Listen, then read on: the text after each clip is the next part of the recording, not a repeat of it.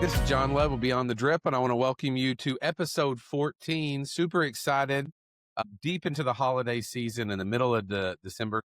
You know, when I was thinking about, hey, how do we want to finish up this year on Beyond the Drip, a name came to mind. And so I want to welcome to our audience and to our Beyond the Drip kind of ecosystem, Vic Simianu. Vic, how are you today? Doing fantastic. Thank you for having me on, John.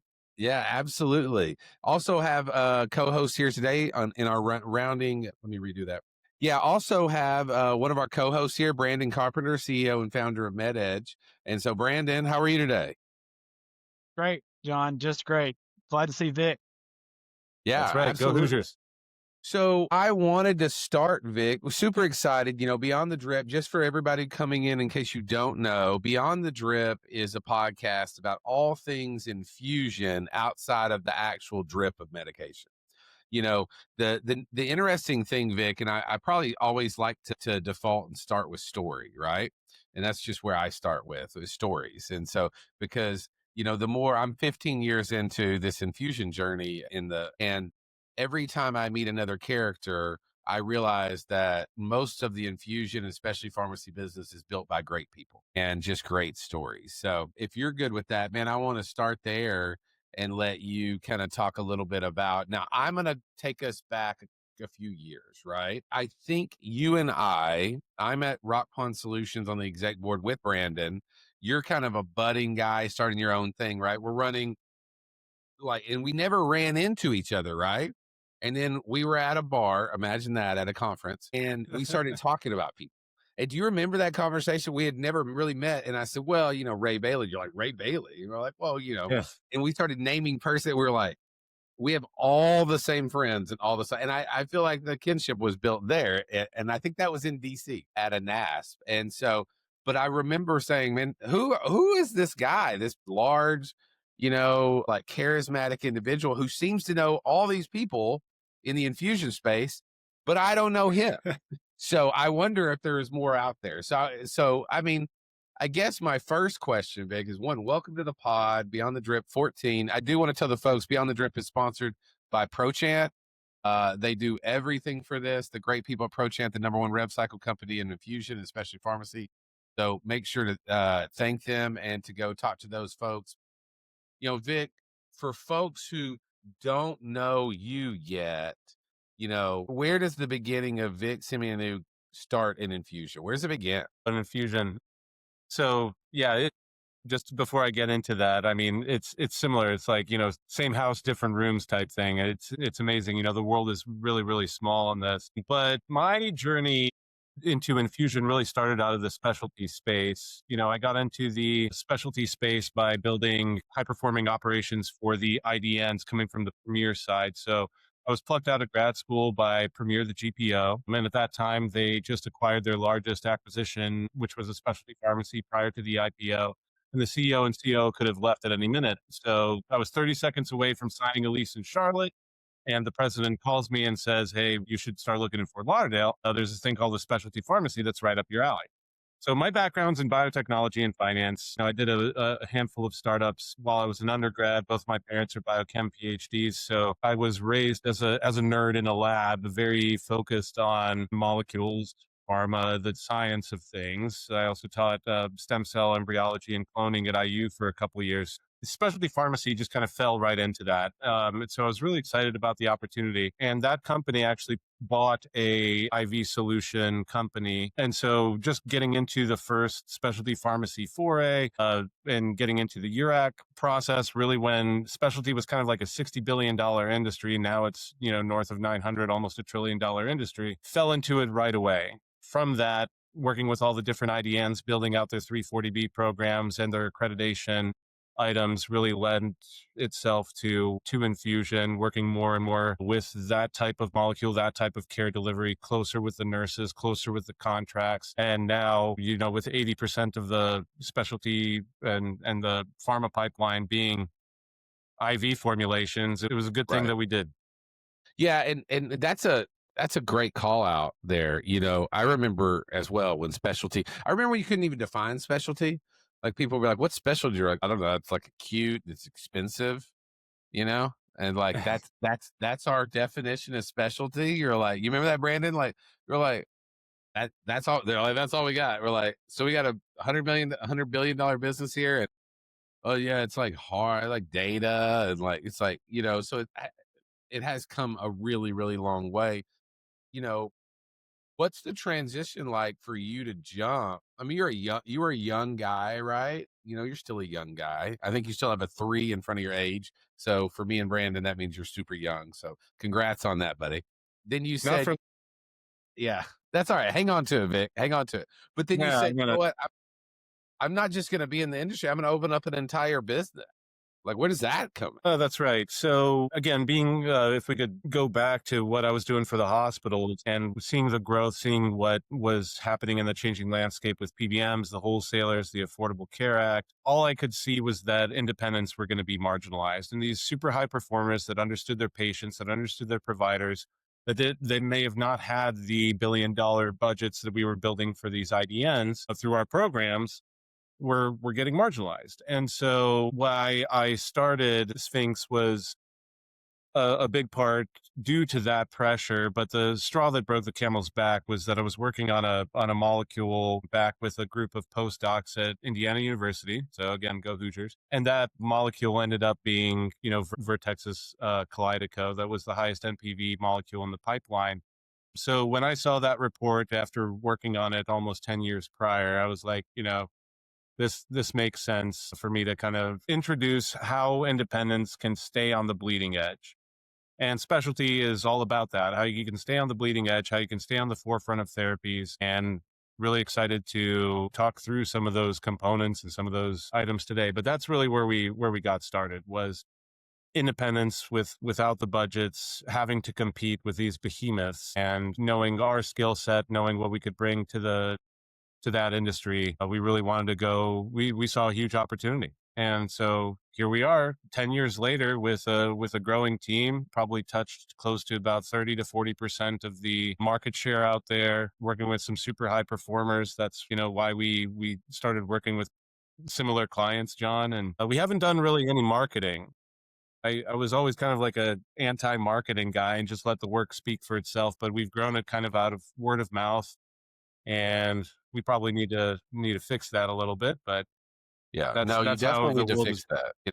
There's 2 things can be true here. I'll tell you, because Brandon is like a tech version of you, right? And he grew MedEdge dramatically with the worst marketing in the history of the world. I was like, good Lord, like you market this place like a restaurant in Chinatown or something. Like, this is terrible, right? But what that proves to me, a guy who's obviously the dumbest guy on the podcast, because I am a marketer by heart, is, when you can grow a business with no and bad marketing, it means you're really good at what you do. You have to be, right? And so that's a huge feather in Spink's cap and your cap. And I've spent some time with your growing staff and really, really smart folks there for sure. And so super excited. I want to get into Spinks more probably here in a little bit, but let's broaden this, right? We're going to have a lot of people listen to this, particularly, I'm just going to assume that it's Christmas break and they're having a little toddy and they're listening to this, while the kids are destroying things. Let's talk about the overall where the industry is. And I think Brandon and I are going to kind of popcorn and go back and forth. Brandon, I'll take probably the first one, if you're okay with that, Brandon, on, when you're looking, the next 3 to 5 years. Okay.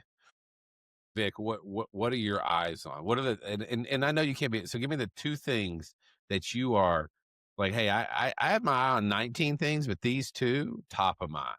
3 to 5 years, man, these are just, I want that answer From me or from Brandon? from you, Vic. I know Brandon's. I ain't worried about Brandon's. Okay. Well, I think integrated services and like the differentiators are very, very important.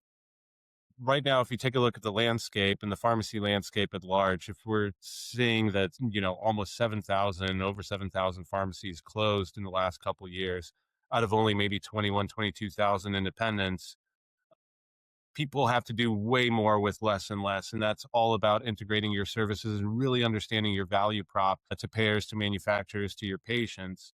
So I would say that focusing on the niche is hyper important. And we've been beating this drum for a long time, not only just on infusion, but on what their specialty is within infusion. And so understanding your niche, understanding your market and your value prop to the pharmacy space is super important. And data, of course, goes along with that, but that's the number one thing. Making sure that what systems you have in place can really tell your story and differentiate you for population health, for better access, for better ROIs across what you're doing, I think is really important. The second thing that I want to bring up, and maybe I'm speaking a little bit biased, but to layer on top of that, not only your efficiencies, not only your value prop, really owning those components, but I'm really excited about the cell and gene therapy items. I think from our side, where we've been, not only just teaching a big part of this at Indiana University, but we've been waiting for some of these therapies to come to market. And finally, it's here. So now we're seeing a really nice pipeline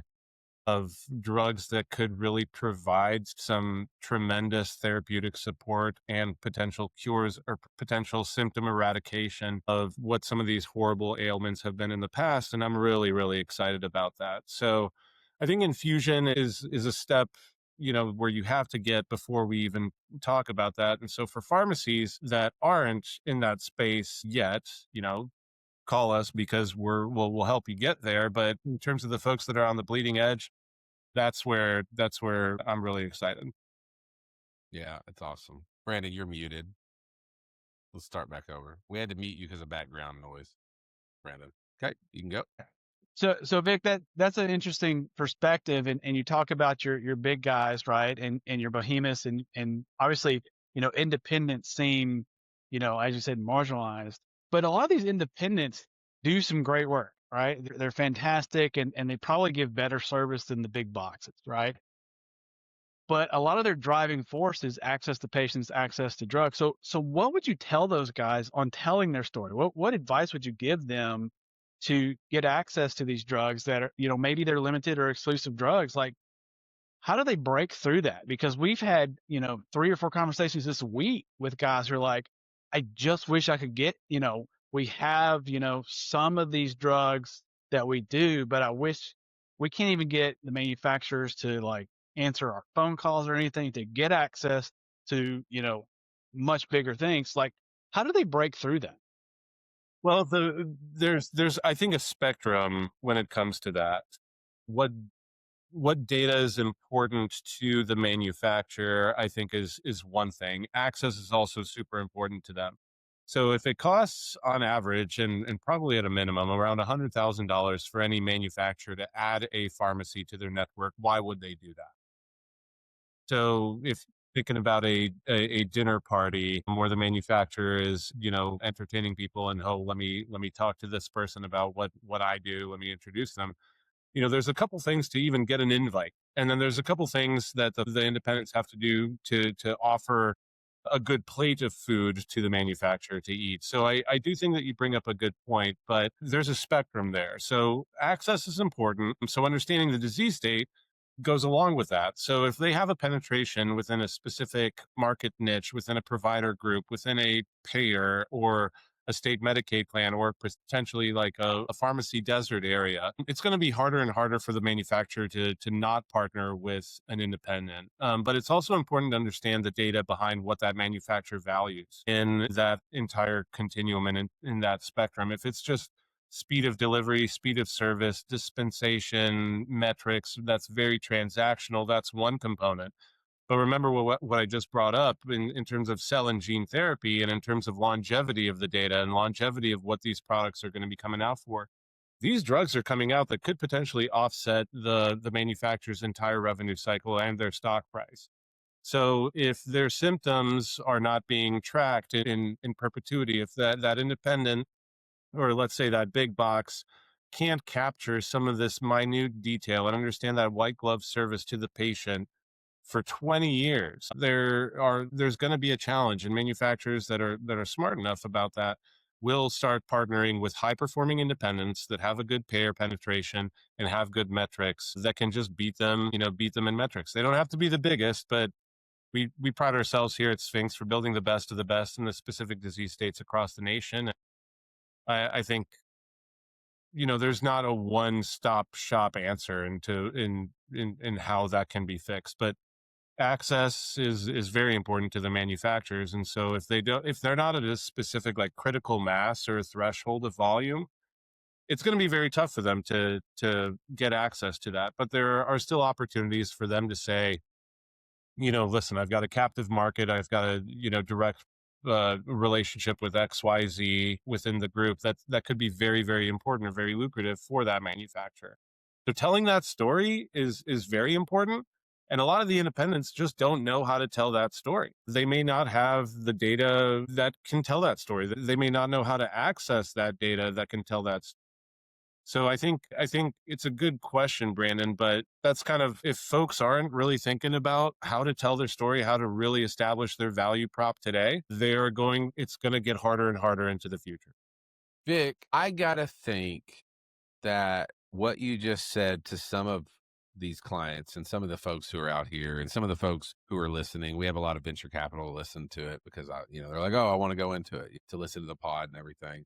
But some of that's got to be crazy to them, right? Because they're science minded. They're like, oh, why do I have to tell my story? Like, if my plan is good, but you're right. I mean, you're right. I mean, there are some referees maybe picking winners and losers sometimes, out there, whether it's a payer, pharma access, like maybe talk us through what you would do if you were like, hey, we're an AIC and we want to break into we're a specialty. We want to break into, we're a, whatever, right? Like, where would you be positioning yourself first? Like, what would you think? I don't want you to give away your trade secrets by any means, but, for No, the no, general not at all. And I standpoint, mean, it's you know, the point is that there's not one model that fits best for everyone. We've seen that happen, and not naming names, but when you try to be a one-stop shop and you see 95% of your stock value evaporate, that's not a good move. So you have to pick your battles and you have to double down on what you do well. So from a private equity venture capital standpoint, providing value and adding value to that solution or to that footprint is really important. And you're right, a lot of these pharmacy owners are very science minded, or a lot of the providers or doctors may not understand how to tell that story or how to even lay out that strategy financially. So that's usually where we start a lot of times with our clients. When we start working with them, is we'll lay out, after our operations gap assessment, what they need. We'll basically lay out a Monte Carlo simulation where, what factors do they have, what costs go in, what are the market inputs, and what is your exit strategy at the end of the day. Maybe that's a 3, 5, 10-year time horizon. But we've been very successful in not only establishing that strategy, but also getting people to that final number. So we do a lot of due diligence. We do a lot of M&A work here at Sphinx when it comes to what number we think that the pharmacies are valued at versus what they finally sell for. We're off usually the less than 1%. So to the private equity and venture capital folks listening, the different markets that you're going into, the different solutions that you're going into can be layered, can be bundled, can be focused to maximize your exit. But at the same time, there's all these variables that the pharmacists have to manage every day. There's changing costs, there's bottlenecks, there's all these industry pressures where it's not all just kittens and rainbows. So I to think your that's a point, huge John, problem. from an AI. Yeah, I think that's a huge problem, right? Because they're like, I went to pharmacy school. And you're telling me I need to become a marketer, a business person. And guess what? Most of them want to do take care of patients. Yeah, absolutely. It's hard, right? But John, we were just at we were speaking at the Empower conference from in DC just a Is couple that short weeks Novolons? ago. It was a Novolons. And, one of the metrics that the CEO put up there was, 42% of pharmacists are thinking of leaving the market in the next handful of years, and 1 out of 3 providers are thinking of leaving the market in the next couple of years, due to all these pressures. if we're talking about AICs and infusion, we've known that there was a nursing shortage and a nursing bottleneck for the longest time. When I first got into and cut my teeth into this space, that was one of the first deliverables I gave to the premier executive team, was that economic outlook that said, hey, there's a huge nursing shortage, and how can hospitals navigate this? So there are so many variables that are unknown. And the point is, for a science minded, or from a pharmacist or from a doctor standpoint, a lot of times we are so left brained that without empirical data for 10 years, we needed linear decision to be able to make this. Well, that's again where Monte Carlos come in, because we have at least a range. And from the data that is generated, we know at least we can't tell you exactly what that number is going to be, because there's payers that can change, there's PBMs that can change, there's cost structures that can change, there's regulations that could change. But on average, here's the data that we see, and here are the guardrails that we can put around this specific metric that then we can model out, change month to month, run it for 5 years, run thousands and thousands of iterations. So then we can't say, oh yeah, you're going to be $1 billion in a year, but you could be 100 million with a 95% confidence intervals within, let's say, 3 to 5. And then here's your multiple of what we're seeing on the current deal flow. So it's not that it's a huge problem. It's just that it is what it is, and we have to do more and more with less and less in this space. And there's a ton of solutions and a ton of levers that can be pulled, but it is a huge problem, right? If it weren't a huge problem, 7,000 pharmacies wouldn't have left. And are you aware of that number? I am aware of the statistic. I was not aware the number was so high. That's what I was like. I knew there was an issue. I didn't know it was 7,000. Yeah. Yeah, it was a lot. Yeah. Wow. And So we're so, thinking, but there's a lot of M&A consolidation. Now there's a ton of new startups as well that are happening, right? The GLP push has really driven a lot of new growth. But yeah, we're seeing a lot of vertical integration. We're seeing a lot of M&A in the space, which is always really exciting. well, and two, I think some of that's driving the growth is, we had Luba on from IGNS a couple months back, and she talked about how the IG space is going to double by 2032. So we're talking 7 years, it's going to double. Absolutely. And so, having experience with, that disease state and all the different, lines that are kind of underneath it and things, that type of access and those drugs and stuff, they really seem to be driving a lot of pharmacies into that space, because it's kind of a gold rush, right? If something's going to double in the next 7 years, let me just grab a small piece of it and then exit, right? I mean, it's a deep proposal. And the interesting thing, right, is the idea, and we've heard this from several of our clients who are in that space, the idea that the modern pharmacy is more about, managing data than managing patients. And I'm just curious, Vic, how do you take that? Well, to answer a couple of your things there, specifically when it comes to IG, so you're right? Like you're emphasizing my point, is that there's so much opportunity here, and the folks specifically within IG, you have to have an ultra high touch care model. So it's less about transactional data, more about specific components that you can capture and tell that patient's story. That right now is very disjointed. We are part of, not only are we strategic partners with ACHC, but we work very closely with Luba and the IGNS team to roll out the distinction in immunoglobulin that's going to be available next year. And similarly, Or with ACHC, John, you mean? Vic? ACHC, correct. That's a big win. Pardon? It is a big That's win, a right? really And big so, win. no pun intended, but Ethan Wynn, who's our VP of Clinical Operations, right, was who sits on the Education and Steering Committee for IGNS, was integral to getting that going. And we know that it's a disease state where there are so many broken components of IG right now. And you're right in terms of the growth numbers, and it's so. Also, to talk about what's driving IG. So, right, it's about 130 billion right now, or 115 to 130 billion dollar market right now, but that's growing over 10 to 15% range every year. And we're seeing the reason why that number is so variable is because we didn't even expect that there would be more IG dispenses coming from groups like oncology. that we're seeing now. So a lot of good outcomes are being generated by providers that are writing IG to go in tandem with their chemo, which totally makes sense. So I think from an IG standpoint, though, if you can take a look at to answer your question, Brandon, from a data perspective, it's not just about dispensing the product. It's not just about getting the medication from point A to point B. The pharmacy a lot of times has to coordinate the nursing scheduling, whether it's an in-house nurse or an agency nurse.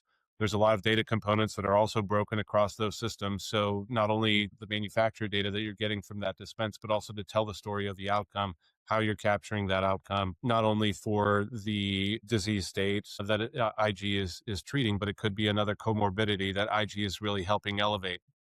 A lot of times the pharmacy owners may not realize the data that they're sitting on, or they may not be able to access the data that they're grabbing to tell that story.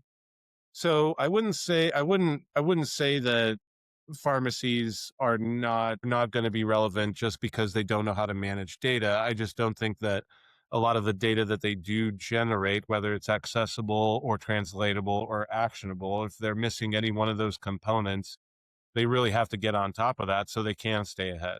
And IG is a perfect example. The nursing coordination back and forth, different data on the different types of pumps, the infusion flow, the titration, the ADs that could happen, the comorbidities, and the speed of how you achieve that initial care plan goal or biomarker. A lot of times they don't know how to get, nor is it important for them to get, right? Because are they getting paid to get that data or to generate that data versus just telling their story? So it's also a chicken or the egg thing between, is there an economic structure behind making them invest into getting that data? And so for some of the folks that, we work with, of course it makes sense because it helps bring nurses to them, helps bring, pharma relationships to them. But for a lot of the folks that don't know how to do that right now, if they're not investing in that currently, they shouldn't be surprised if they're kind of left behind in terms of accessing those products down the road. Yeah, no, So that's really interesting because I think you kind of hit the nail on the head. Like, are we talking to the same people? Because they're having the same struggle. Like,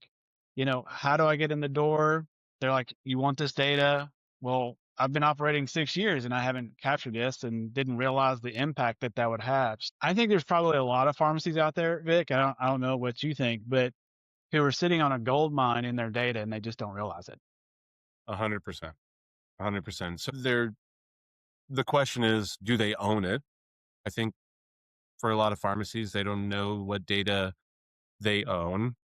Two, is it transferable or is it translatable? So a lot of the data that is currently unstructured, that now we have a ton of different AI solutions that can import that data, drop it into the right areas of what is important, not only for intake or workflow, but for outcomes. And then is it actionable? So at Sphinx, we do a lot of this. So from taking a pharmacy through, let's say, the accreditation process, which is really just step one, we get to realize where those gaps are of the data that they generate.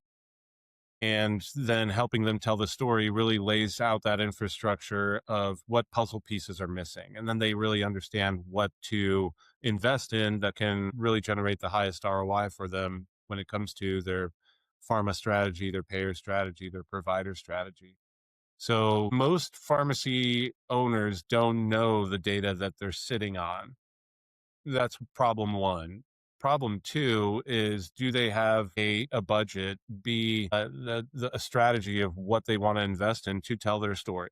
Because different models will focus on different things, right? A cell and gene therapy in a very specific clinical model may be very different than a non-commercial pharmacy that's really more focused on speed of intake, prior auth data, supply chain data. But if we're talking about IG or if we're talking about the infusion space, a lot of that sits between that site of care and how that drug, not only did it arrive safe, but did all the clinical components happen appropriately? And then what are we capturing during the infusion itself? So most of that data is not sitting in one spot right now. It's sitting in 14 different databases across 20 different integrations that you have to manage. Who eventually is going to create that story to make that reimbursable to the pharmacies? I think it's an important conversation to have, because if we just keep putting this back on the pharmacies, back on the farm to generate the data, they're again, dealing with more pressures, more economic pressures, and there has to be value in the data that they generate. It can't just be a good marketing story. It really has to offset costs to the payers, costs to the PBMs, speed to the providers. Right. Yeah, it has to make sense. I often equate that to like, imagine somebody shows up to your father or something, or your, "Hey, we found, they found natural gas on your land. Great. Oh man, it's worth millions. Not if I can't how do I get it out into a form that someone wants, And it's like, you know what I'm saying? That's what I talk to pharmacies all the time, Vic. And they're like, oh, I'm doing this, this, and this. And I'm like, you're not doing anything with that data? They're like, John, I don't even know how to get, like, I look at the data spec from the pharma company and I'm like, I don't, I got to get this out of CPR Plus, Care 10, Inovalon. We infuse, like, what? Like different data specs. And oh, by the way, they change every 3 or 6 months because they just want to, right? And once you're on that train, you're on that train. But that's what I feel like. If you showed up on my 100 acres and my Uncle Fred, like, hey, there's natural gas. Sounds great. That How is- do I actualize it? I think that's the struggle for a lot of these folks. And it's chicken and egg, maybe, like, or I don't know this way. It's a vicious cycle. If I You can still get have access, to, you kind of got to take a flyer on yourself, right? And right. Vic, from that perspective, right? Like, you know, obviously some have crashed and burned, but what is a typical ROI on investment in that when you actually get a hold of one of those? Well, clarify your question. One of those what? One of those data. What are the data agreements, right? Like let's say, if I just said, hey, listen, I want to put a budget together and say I want to go find somebody, maybe bring somebody in internal that's going to be typically more expensive, maybe go get, a data partner, whatever, who understands my business, whatever. But if I were to say you had a budget of $100,000 to go get, pull the data, put your story together, and then be able to go get access to one of these drugs, I mean, what could the potential, ROI be on something? Well, potential ROI, I mean, the range is anywhere from, 2000x to, a year to existential, meaning if you don't do it, you're going to go out of business, right? Because there's a couple of these situations where if they didn't have the data agreement in place, they would have been losing money on one of their largest dispensations. So they either keep making, like, if we're talking about a drug that's a loss leader, a lot of those data programs can bridge that gap. But you're right, it's a chicken or the egg type thing. Well, if the manufacturer is not going to let me in, even if I can generate the data, why would I invest to be able to do it? And so that's what goes back to my original point is the pharmacies really have to have a strategy of what they're going to focus on, what sector of population health, what niche are they going to focus on, and really, really push hard on what they do well, because not every pharmacy is the same. And so some of that ROI could be immediate, could be existential, but if we're talking, rare orphan disease states and cell and gene therapy, we don't know what we already have to report on the data that we're currently generating for 20 years. We don't know what data elements we have to report in 3 to 5 years time on top of the things that are on top of what's already being layered. So if people want to play in that space, it's existential. But if it's an ROI on just being able to close the gap on a loss leader, it could also make or break the difference between you being able to fire one of your pharmacists or investing and growing your team. So we have seen situations like that too, where they don't know what they're sitting on. And then if we resolve that gap, working with groups like yours, that make it easy for them and take off that issue of clean up the data before it goes out, then it really makes sense to them. But this isn't just about pharmacies. This is, we're talking about infusion centers, we're talking about provider-based practices that have an issue with access on the same thing. We're talking about potentially integrated nursing agencies that are also now under the pressure of how they can generate the data and who's going to pay for it. So I do think you bring up a good point, but because the ROI it's a very wide spectrum. So I have a question for both of you, and I'd like for you guys to talk a little back and forth on it. Though I know you well enough to say that. So, when I think of infusion as specialty, I think clinical ops, Vic, and I think data, Brandon, right? Sphinx on the clinical side, and Brandon, MedEdge, data for that. You're both very niche and unique, and have a lot of the same customers, right? And so, but when I talk to pharmacies, they seem to be uniquely driven by one of those, and the other one falls behind, right? So, how do we get to a dually led world? Here's what I mean by that. Vic, I'll go to you first and then Brandon. Well, man, we have this great data strategy. It puts ops in a box. Oh, yeah, it doesn't matter, right? The data. And then all of a sudden, you hear folks like, we're not taking care of patients the way we should because the only thing we care about is getting the data the right way. And then you have the other side, right? Like the patient and data and clinical comes first. It should, but now our data side is terrible, right? And then they say, well, what do you want to do? Sacrifice the patient. I am here to say that in 2026, that all of these orgs who are like, oh, we have a really strong data strategy or really, really strong clinical, you must have both. They must be in tandem. In fact, they must lead to each other. Am I wrong? And no, and you're not allowed to say I'm wrong on my podcast. I just want to put that out. Yeah, absolutely not. I think the crux of your question is the whole reason why I got into this space to begin with.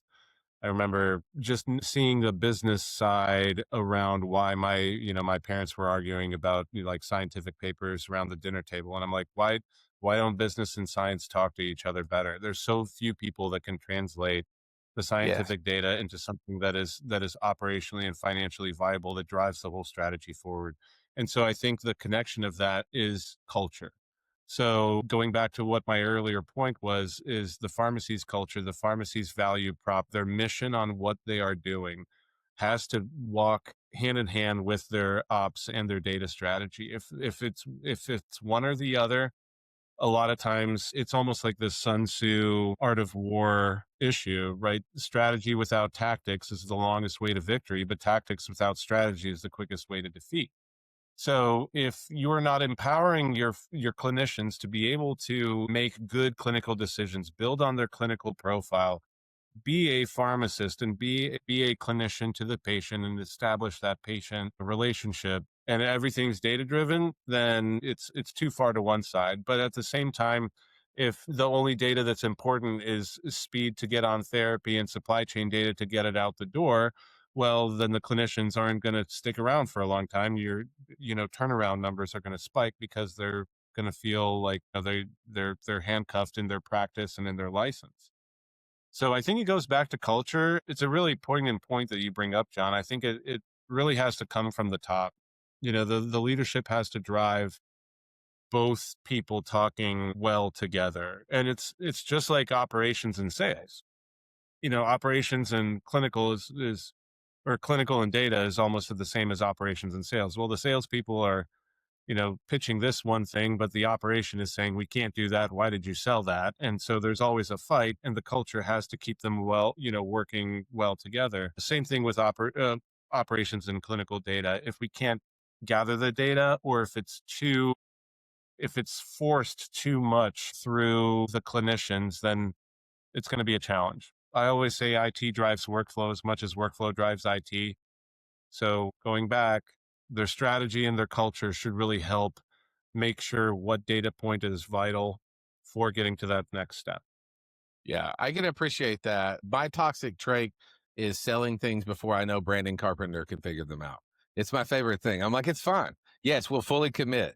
And he's like, what is this? I'm like, I don't know, but you need to figure it out because we got to sign the SOW. So good luck with that. Brandon, I'll go to you on that question. Like, how does the data ran or the ops ran become data and ops, married? Yeah, I think Vic had a great point. Workflow drives IT.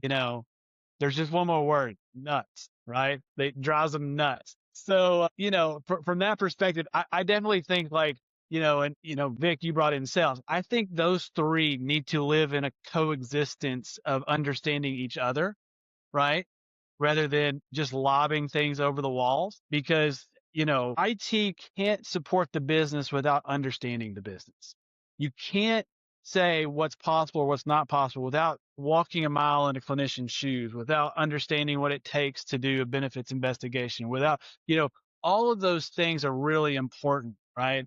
And IT needs to understand what sales has to give to, these manufacturers and stuff. And again, all the way around, everybody needs to understand everybody else's side so that they can work together, right? I mean, I'll tell you, again, we have a lot of calls every week with pharmacies, and I love to hear it because I'm like, well, this is a recipe for disaster, where they say, oh yeah, we capture that data, we put it in a free text field, and I'm like, you have garbage. Yeah.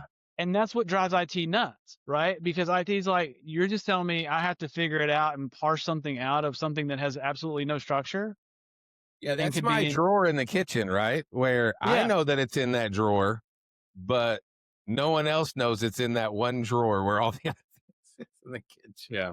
That's a free Call text it my file to wife's me. purse. It's the Mary Poppins purse, right? You're like, what else is it? Oh, yeah. Yeah, reach in it. Yeah, exactly. Yeah, they're The my solution, brain. it's also, if you know what you're looking for, sometimes that clutter drawer, a lot of times can be a gold mine for certain people. A lot of times it's a disaster. But yeah, it's the eternal conundrum, right? It's, here's a system, but if people don't use the system the right way or in a different way, it's an issue. We saw this all the time when we're implementing different accreditations and different programs at different IDNs.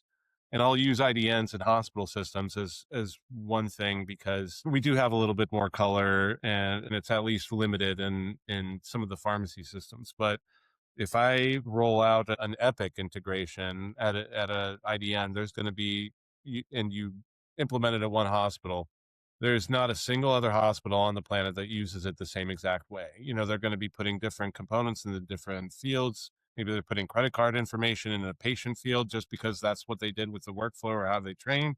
And then they're stuck in not wanting to change into a system that then took 10 years to roll out. So we see that all the time too, and that I'm sure drives you up the wall because the data's there, but how do you get it is harder. But the point is it worth getting? Is it important to get? And at what point do you just have to like burn the clutter drawer and get to a simpler system? And so I think Yeah, that I there think are that's the some biggest AI. deal. The biggest deal. I've never seen an injury. I've never seen an industry that hates change more than this. I mean, that's why we're on systems that are old enough to have kids graduating college, right? And they're like, don't take my system away. I'm like, but you go out to fintech, you go out to all these other, they're like, man, I want the newest tech. And it feels like Infusion Specialists are like, give me that old thing I've been doing for 15 years. And you're like, guys, like we really need to embrace new actual technologies that like connect to the interwebs and things of that nature, guys. So it's a struggle. Vic, I want to turn here as we kind of enter the fourth quarter here of this thing. A lot of CEOs, a lot of directors, a lot of executive directors that want to grow their business it's December 2025. Everybody's thinking about next year, right? Zip up this year. What do we do?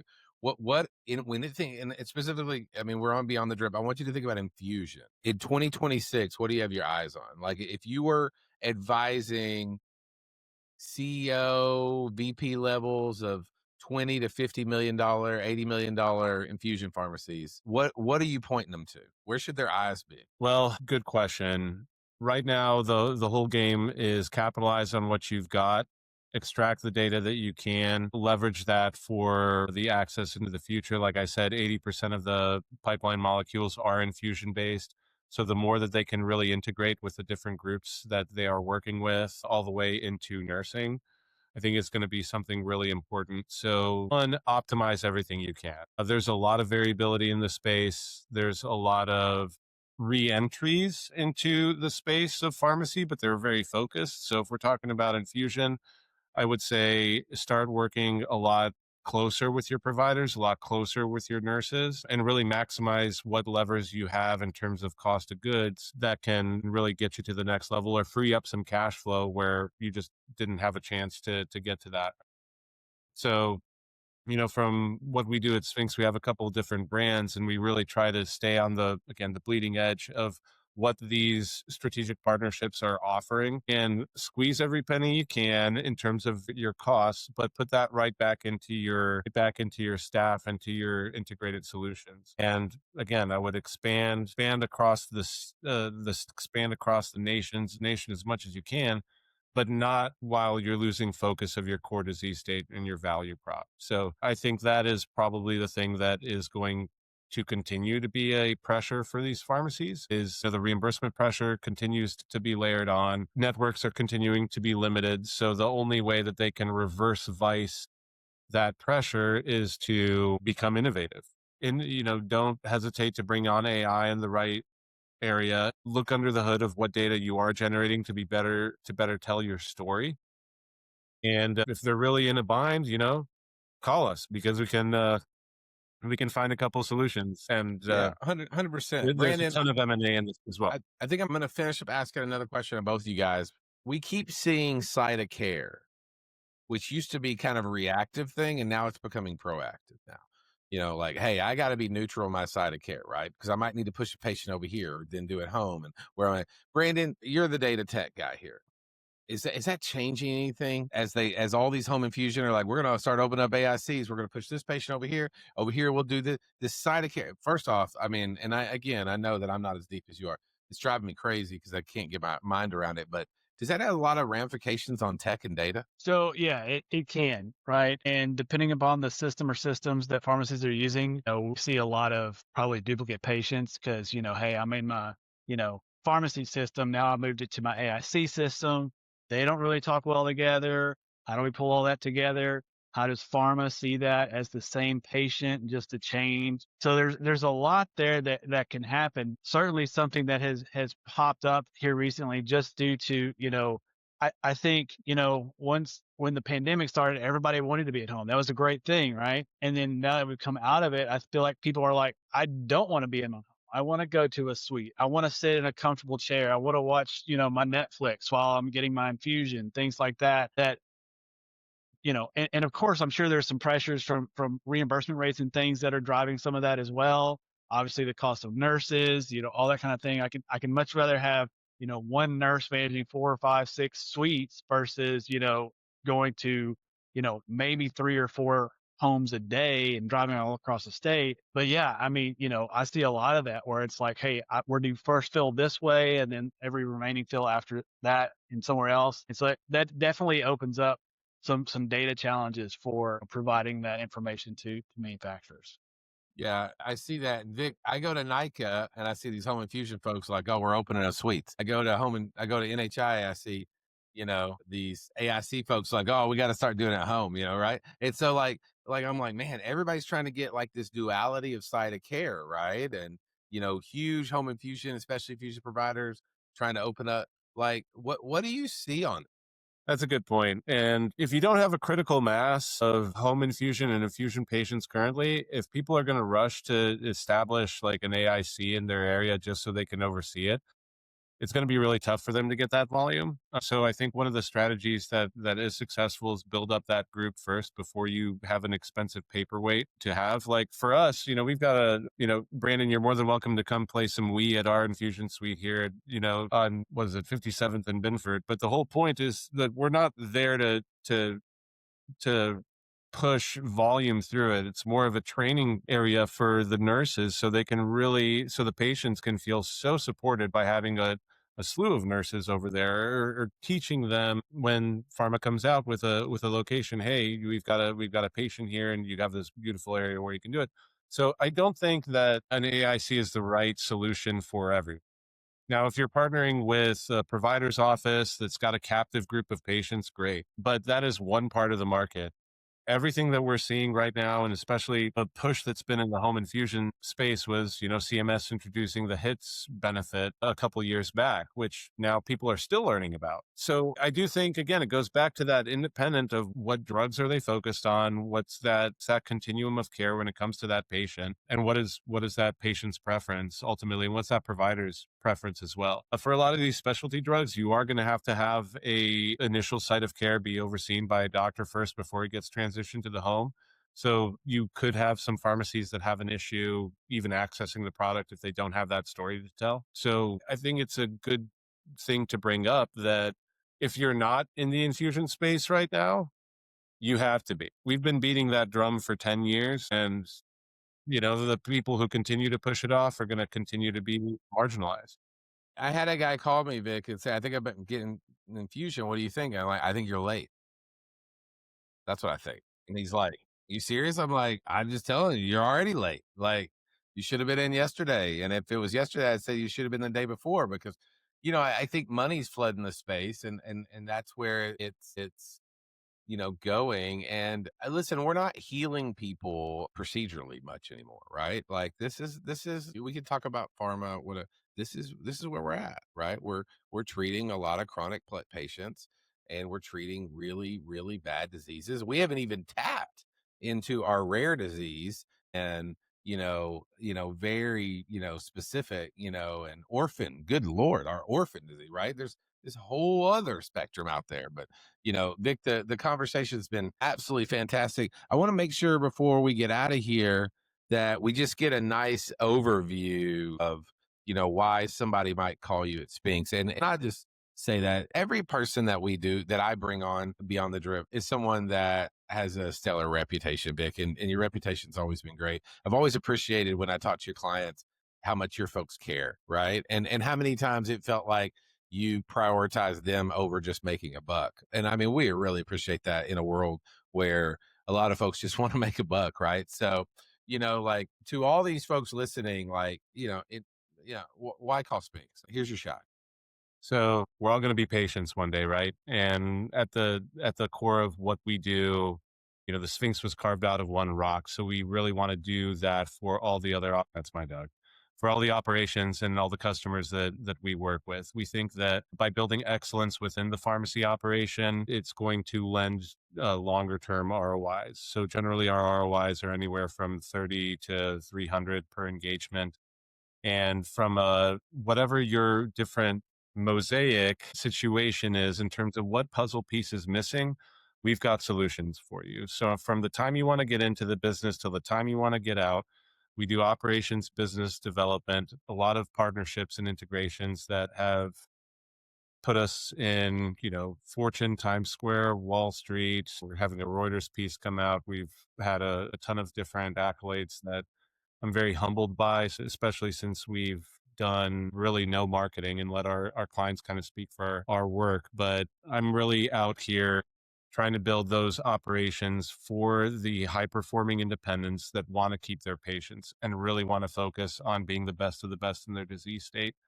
So if they want to stay on the bleeding edge, you call Sphinx. If you want to be somebody else that's just selling erasers, you don't have to call us. But we would appreciate that. People need erasers too. But Yeah, uh, absolutely.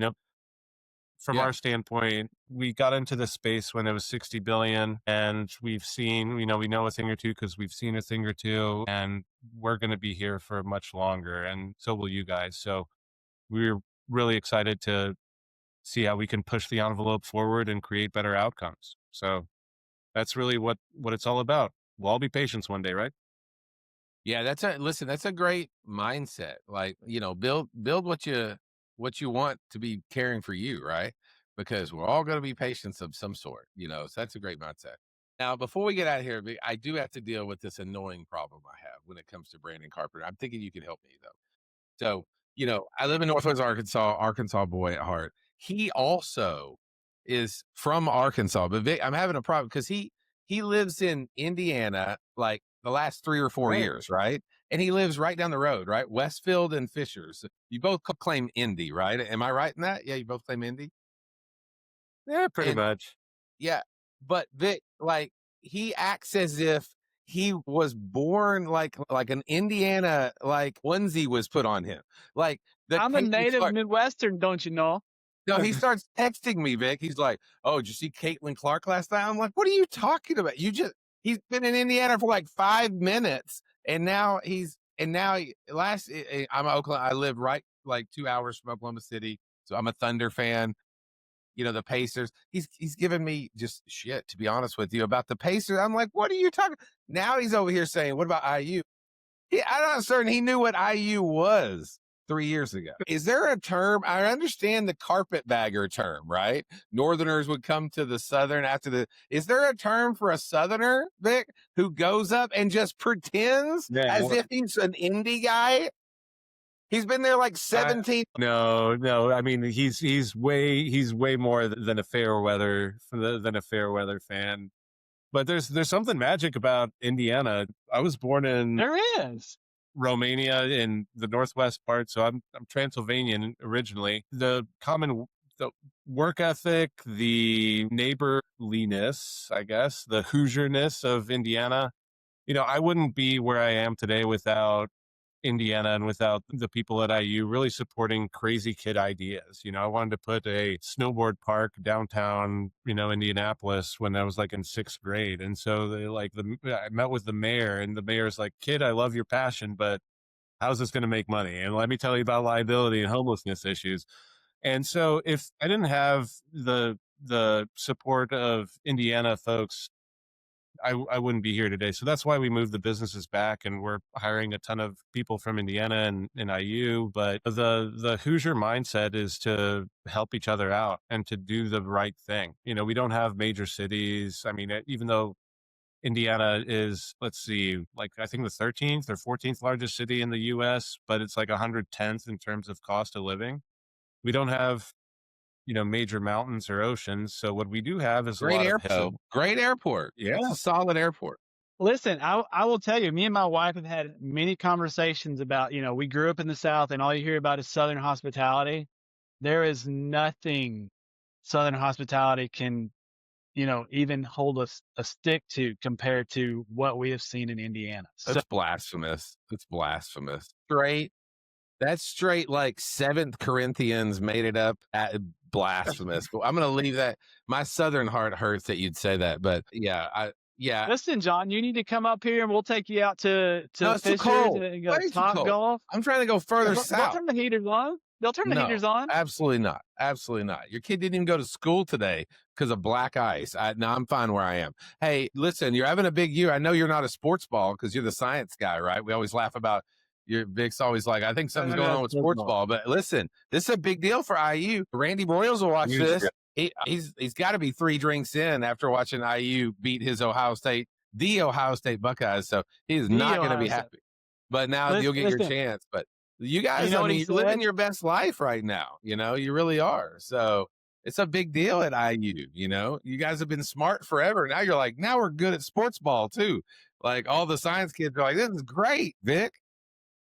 37 years. It's been, I think, 37 years since IU beat Ohio State. We used to go to the tailgates and, we'd only just look for the fireworks that would get shot off. We wouldn't even go into the stadium because we could just hear them chant OHIO and, at a home game. But, it was a big weekend, but also we got to give a shout out to, McLaren as well. So Lando won his first F1 championship. It was a great weekend. I do know you're a big McLaren guy. I do. Hey, well, I want to finish up in last question here, Vic. My guess is, I know you pretty well. It's December, end of the year. You're starting to wrap things up. My guess is you're going to end up going on a boat soon and sailing with some friends. I know it's a passion of yours. For the audience, give us just one life lesson sailing has taught you that you have taken into life. I would say, the pessimist complains about the weather, the optimist waits for the winds to change, and the realist adjusts the sails. So there you go. Always adapt. Always adapt. That's right. Make the best out of it. Well, listen, thanks for joining us on Beyond the Drip. It's been fantastic. This is episode 14. Beyond the Drip is sponsored by ProChant, the nation's largest and best reimbursement company for revenue cycle management, for infusion, especially pharmacy. Make sure to call Lee Pratt and all of our friends at ProChant. And thanks to them for always sponsoring Beyond the Drip. We are ending our year with Vic Simianu, Vic of Sphinx Strategies. It's been a fantastic conversation. Brandon Carpenter, CEO of MedEdge. Guys, thanks so much for joining us. Merry Christmas. Happy holidays. I hope it's just wonderful. Looking forward to seeing both of you on the road soon. Absolutely. Thanks, everybody. Cheers. Hey, everybody. This is John Love. We'll be on the Drip, and I want to At ProChant, we're obsessed with revenue capture. Revenue cycle management isn't just a back office process. It's the engine that keeps your business moving.